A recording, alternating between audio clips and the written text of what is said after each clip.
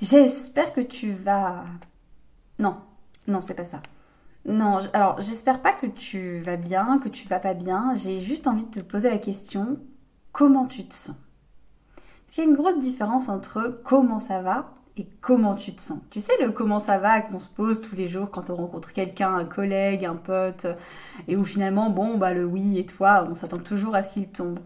Moi, j'ai plus envie de te poser une question plus ouverte. Comment tu te sens aujourd'hui? Est-ce que tu te sens fatiguée? Est-ce que tu te sens super joyeuse? Est-ce que tu te sens... Ouais, bof, un peu coup-ci, coup-ça. Est-ce que tu te sens en colère aussi peut-être? Bref, comment tu te sens? Alors je te pose cette question aujourd'hui parce que je te propose comme premier gros thème de ce podcast, dans cet épisode, d'aller voir et d'aller bouger dans tes émotions. Alors pourquoi le podcast, je l'ai appelé Bouge avec tes émotions? C'est pour une question d'étymologie. Donc je vais t'expliquer ça. D'abord, on va aller voir un petit peu qu'est-ce que c'est une émotion, dans le côté un petit peu concret et théorie, on va dire. Après, on ira voir un peu la pratique. Où est-ce que vont les émotions? C'est-à-dire qu'elles vont aller dans ton corps, elles vont aller dans tes relations. Qu'est-ce qui peut s'y passer? Un petit peu leur message aussi, qu'est-ce qu'elles veulent te dire, pourquoi elles sont là. Et on terminera en parlant du couple finalement et comment faire quand il y a des fortes émotions dans ta relation pour ne pas impacter l'autre, les autres et pour que toi tu te sentes bien. Je te proposerai quelques petites astuces en fin de ce podcast. Alors, une émotion. Alors l'émotion, si on prend l'étymologie, ça vient de mouvement. Donc tu vois un petit peu où je voulais en venir. Voilà, bouge avec tes émotions. C'est ça. L'émotion, c'est vraiment un mouvement. C'est quelque chose qui se passe dans le cerveau, dans le corps. Et une émotion, il faut différencier ça d'un sentiment ou d'une humeur. Tu peux te sentir, par exemple, pendant une journée, dans une humeur un peu grognon, dans une humeur un peu bof-bof, quoi. Dans une très bonne humeur ou autre. Et une émotion, ça dure en général 2-3 minutes grand max quand elles sont sorties et quand on leur donne l'autorisation de sortir. Tu vois, par exemple, quand tu apprends une super nouvelle, tu sautes de joie, tu t'éclates, t'es super content. Ça dure un petit moment, mais au bout d'un moment, voilà, ça retombe un petit peu l'énergie, ça bouge dans le corps. D'ailleurs, dans une émotion, souvent, ça bouge quand tu as peur, tu trembles, quand il y a de la joie, il va y avoir par exemple l'expression sauter de joie, fondre en larmes, enfin tu vois, il y a vraiment un lien avec le corps. D'ailleurs la tristesse avec les larmes par exemple, c'est vraiment une manifestation du corps. Alors que quand tu te sens un peu bof bof, bah, des fois ça se voit pas finalement, c'est beaucoup à l'intérieur de toi.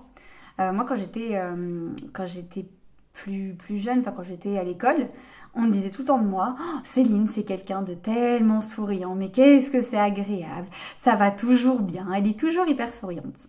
Et moi j'aimais bien ça, ça me faisait très plaisir. Et du coup j'ai un petit peu inculqué cette croyance, ou en tout cas cet état d'esprit de me dire, il faut que j'aille toujours bien. Et donc même les moments où ça allait vraiment pas, je le cachais, je le mettais dans une petite boîte là à l'intérieur de moi et je me disais non là pour l'instant ça va. Et du coup quand les gens me demandaient, je disais toujours mais oui ça va et toi? Alors qu'en fait ça allait pas toujours bien. Et on est dans une société où c'est pas toujours évident de montrer ses émotions. Alors comme tu sais peut-être, je m'adresse beaucoup aux femmes et aux amoureuses. Du coup si justement je m'adresse un petit peu aux femmes, il y a des émotions quand tu es petite fille par exemple. C'est pas chouette de les montrer. En tout cas, c'est ce qu'on te fait comprendre. Moi, quand j'étais petite et que je me mettais en colère et que je me mettais à crier et à taper partout, on me disait tout le temps t'es moche quand t'es en colère. Et c'est dur d'entendre ça parce qu'après ça reste ce côté t'es pas jolie quand tu te fâches ou t'es pas jolie quand tu pleures. Oh c'est bon, stop. Ah tu vois là t'es mignonne, tu souris, t'es contente. C'est un peu ça en fait. Et les émotions finalement ça devrait être des choses automatiques. On ne devrait pas y réfléchir. Mais on a été tellement conditionnés que c'est très très très difficile justement de pas les contrôler. Pour revenir un peu sur le côté théorique, à savoir, il y a Ekman qui a défini 6 émotions qui sont, on va dire, mondialement les mêmes. C'est-à-dire que d'un point de vue culturel, que tu ailles dans n'importe quel pays quasiment, tu reconnaîtras ces 6 émotions avec justement l'expression faciale, donc l'expression du visage qui sera toujours la même. Donc ça veut dire que, en gros, que tu sois en Grèce, au Népal, en Inde, en Angleterre, en France, en Chine, tu verras à peu près la même tête quand quelqu'un sera joyeux, quand quelqu'un sera triste, quand quelqu'un aura peur. Et ça peut être un bon axe de communication d'ailleurs. Et je te parle des émotions, tu es peut-être en train de te demander, ok Céline c'est cool, mais c'est quoi les émotions? Alors les émotions, on va parler justement de ces 6 émotions qui sont, on va dire, mondialement suivies et connues. Nous avons donc la joie, la tristesse, la colère, la peur, le dégoût et la surprise. Il y en a qui parlent aussi de l'émotion du plaisir, qui peut être aussi possible dans ces émotions. Alors, toutes ces émotions, qu'est-ce qu'elles veulent dire? Est-ce qu'elles ont un message pour toi? La réponse, c'est oui. Oui, ça a un message. Toutes les émotions, elles ont une signification, elles ont leur place. Que tu sois en colère ou que tu sois joyeuse, en fait, c'est ok, parce que ça veut forcément dire quelque chose. La colère, c'est une de mes émotions, alors pas préférée, mais en tout cas celle que j'aime beaucoup, parce que elle est souvent vue comme une émotion négative, alors qu'en fait, pour moi, il n'y a pas d'émotion négative, ça dépend juste du moment et ça dépend de comment toi tu le vis. La colère, souvent, quand on est en colère, c'est qu'il y a un de nos besoins qui n'a pas été respecté.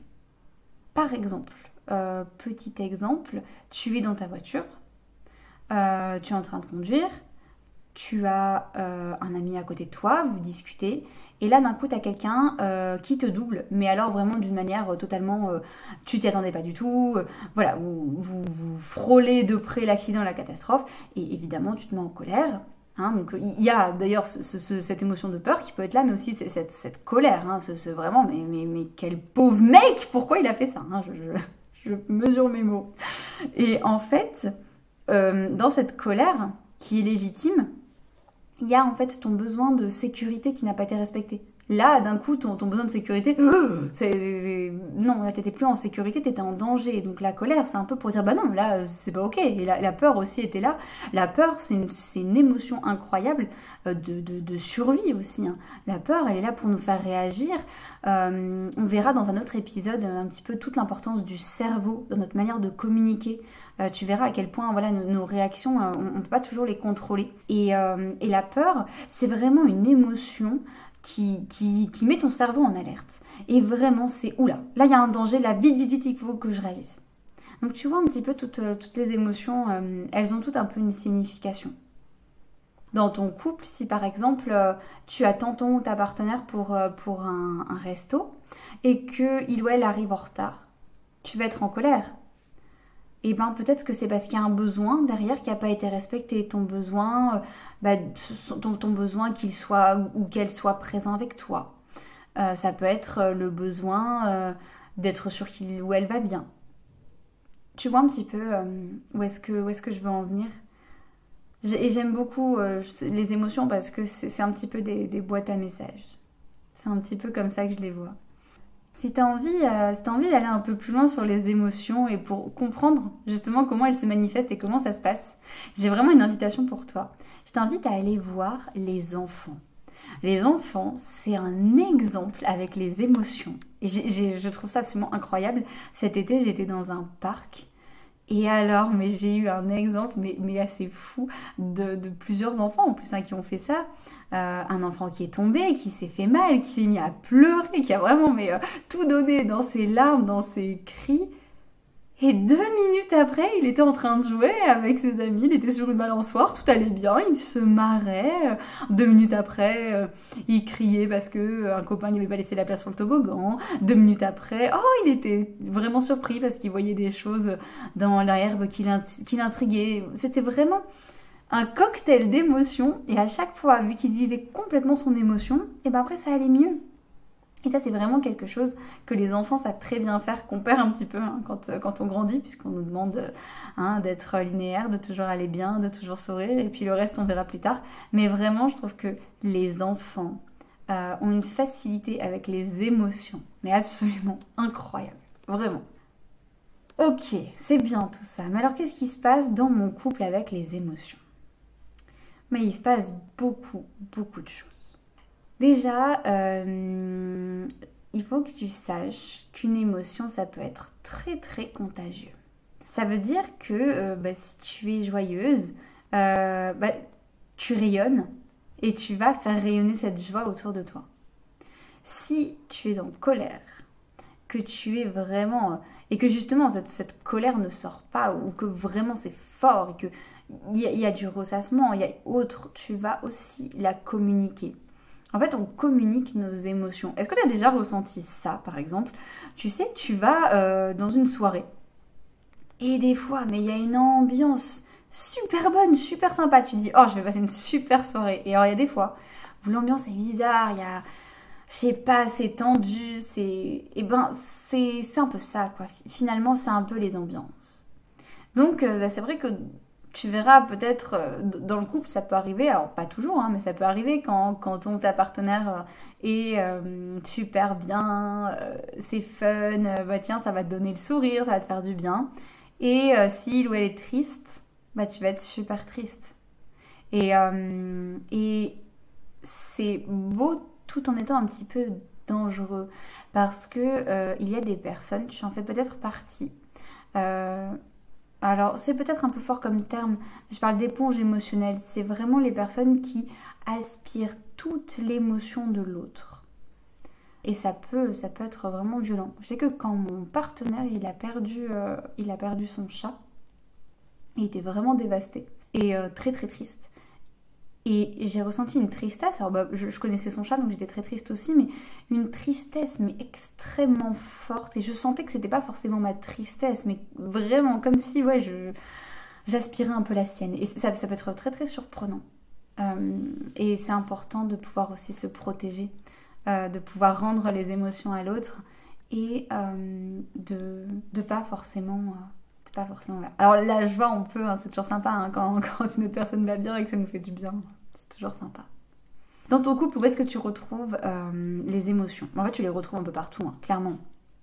Tu les retrouves déjà si tu es une personne avec un utérus, tu les retrouves dans ton cycle menstruel. Alors ça aussi, je te proposerai très bientôt un épisode qui parlera de l'importance du cycle menstruel en lien avec ton couple, et tu verras, on reviendra sur les émotions. Je vais pas trop en parler du coup ici, mais...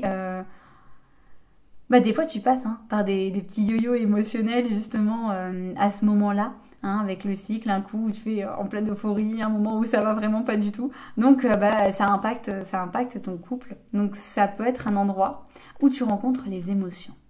Et alors il y a un autre endroit où tu rencontres les émotions et ça peut paraître surprenant. Oui, la sexualité. La sexualité, tu rencontres... les émotions, parce que en fait, quand tu vis une relation sexuelle, finalement, quand tu es en confiance, ça peut libérer des émotions. Et ça peut être très très très perturbant. Tu as peut-être déjà entendu certaines personnes dire oh, « j'ai fait l'amour, j'ai eu un orgasme et j'ai pleuré ». Eh ben oui, ça arrive, moi ça m'est arrivé. Donc la première fois on était un peu surpris. Mon partenaire il a cru qu'il m'avait fait mal ou que ça allait pas. Et en fait non, je sais pas, j'avais besoin de pleurer. À ce moment-là j'ai pleuré, j'ai lâché ce qui avait besoin d'être lâché. Une autre fois on a fait l'amour et d'un coup je lui ai dit purée je suis super triste. Et ça avait aucun rapport avec ce qui se passait entre nous, mais d'un coup j'avais une tristesse. Et finalement... dans cet acte qui est quand même très intime, oui, il y a des émotions qui peuvent ressortir parce que ça peut être un moment de vulnérabilité et de belle vulnérabilité. Moi, je trouve ça très positif comme mot, la vulnérabilité, mais voilà. C'est là où les émotions peuvent ressortir et ça peut être très, très beau. Donc voilà un petit peu où est-ce que tu peux retrouver tes émotions dans le couple. Et il y aurait plein d'exemples, bien sûr, quand tu te disputes avec ton partenaire, hein, bien sûr. Voilà, il y a vraiment plein de choses. Ok, super, c'est génial. Maintenant, on fait quoi avec tout ça? Parce que je pense que tu te poses la question, qu'est-ce que je peux faire avec mes émotions? Bon, là aussi, il me faudrait peut-être 1 heure de temps pour t'en parler, mais en tout cas, je peux te proposer quelques pistes à aller explorer. Déjà, sache que tes émotions, tu peux les extérioriser. Tu peux les extérioriser pas forcément en hurlant sur quelqu'un, d'ailleurs c'est pas très conseillé, ni en cassant un objet, mais tu peux les faire sortir avec la danse par exemple, ou en écrivant. Si tu aimes écrire, c'est un super échappatoire. Il y a une femme que j'accompagne qui m'a dit qu'un jour elle était très en colère, elle avait eu un conflit dans son travail, et elle m'a dit je suis rentrée chez moi et j'ai écrit. Et elle m'a dit, mais j'ai mis toute ma colère dans cette écriture et j'ai eu plein d'idées. Ça m'a rendue hyper créative. Et donc finalement, elle a pu sortir cette émotion par là. Ça peut être le dessin, ça peut être la danse, le chant. Voilà, c'est vraiment ce côté-là. Qu'est-ce que tu peux faire d'autre? Quand il y a une émotion qui est là, tu peux visualiser cette émotion. Des fois, ça arrive, on est en public. Et d'un coup, voilà, c'est comme si on avait besoin. Hein. Enfin, c'est vraiment cette émotion qui ressort. Et c'est pas possible forcément de l'exprimer. Tu peux, en fait, fermer les yeux et imaginer. Juste imaginer que tu laisses sortir cette émotion parce que le cerveau ne fait pas la différence entre la réalité et ce que tu visualises. C'est pour ça que parfois quand on se raconte des histoires dans un couple, quand on a peur par exemple que l'autre nous ait trompé ou autre, on en fait vraiment une histoire énorme et que du coup le cerveau il croit à fond quoi, alors qu'on ne sait pas. Et donc pour revenir à mes émotions, l'idée c'est en fait d'aller visualiser ton émotion. Tu la visualises et tu lâches en fait. Tu imagines que cette émotion, tu l'exprimes. Donc par exemple, si tu es triste, tu peux te visualiser en train de pleurer, blotti sous ta couette. Si tu es en colère, tu peux visualiser que d'un coup, tu as un oreiller devant toi et que tu tapes un grand coup dessus. Et même si tu le fais pas dans la réalité, juste le visualiser, mais c'est absolument incroyable. Et ça fait déjà beaucoup finalement. Ça fait vraiment beaucoup. Une autre technique que moi j'affectionne particulièrement parce qu'elle est très efficace, ça paraît pas comme ça, mais c'est de respirer. Si tu te disputes avec ton ou ta partenaire, si tu sens que là vraiment ça va partir, que là tu vas peut-être dire des choses qui vont être compliquées, stop. Une pause et une respiration. Respiration profonde où tu inspires longuement par le nez, où tu expires par la bouche et tu fais ça plusieurs fois. Juste, tu inspires profondément et tu expires.